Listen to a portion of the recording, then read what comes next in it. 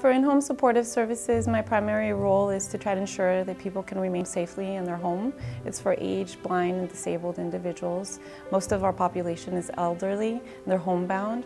We also have children, but the majority of the cases are elderly individuals.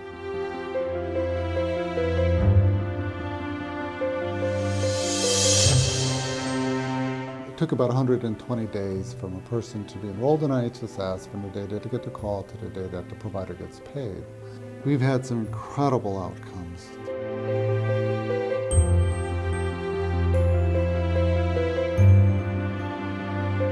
From the time that an individual made a phone call saying, "I'm needing in-home care," to the time that a social worker went and did the initial home visit was taking too long. It's pretty significant.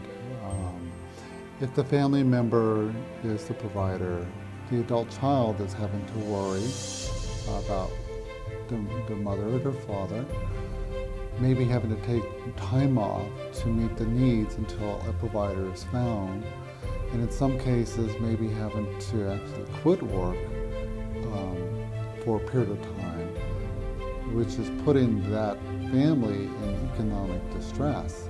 We were missing individuals because they would either move, change their number. This is a population that is very fragile, and therefore sometimes they need to move to another home for care, whether it's a friend, family. Maybe they didn't pay their phone bill, and so they no longer have the same number, or they were using somebody's number temporarily and they're not able to depend on that individual anymore. Maybe they were still in the hospital or just got discharged, they weren't feeling well, and we need verbal authorization to speak with their authorized representative, so that would add an additional week to screen the individual.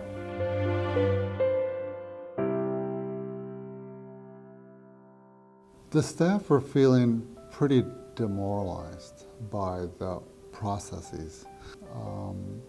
There's a lot of, in the old processes, there was a lot of duplication, a lot of redundancies, incredible workarounds, miscommunications, misunderstanding. And people were at home alone, and they were sick, and they didn't have the support that they needed during this time.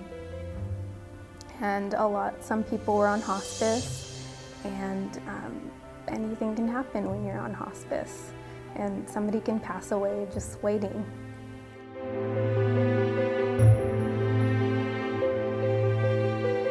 Working with LEAP has really changed my perspective on organizations. It's giving me a different way of looking at it, or an organization. You step back and you ask a lot of questions. You go, why?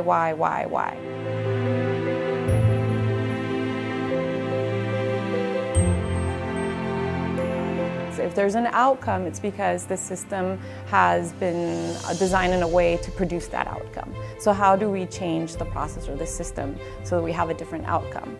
And looking at every single piece within a process. We pulled out that microscope and amplified it to the nth degree and really picked at it until we got to the core. Different people from different departments, all walks of work, or different types of work, they come together and they brainstorm and come up with different ideas of how to make a process run smoother, and you just have to test it out. So one thing doesn't work, you have to fix it again. Another thing doesn't work, you have to fix it again until you kind of perfect what's going on and the issue at hand.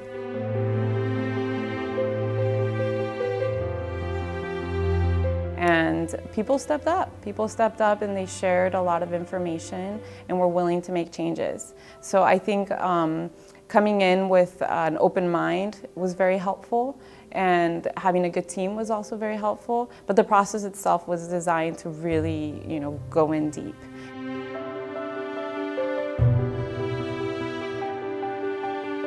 Now things are much better, so we're able to get to the person on the same day, the community worker picks up immediately. Now individuals, I've noticed, have been more responsive.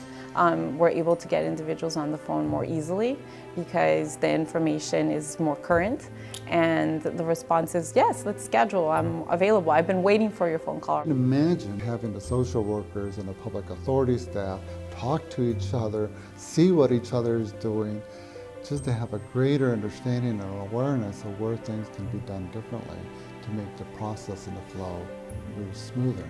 And it's all client driven. It's all driven in terms of the consumer.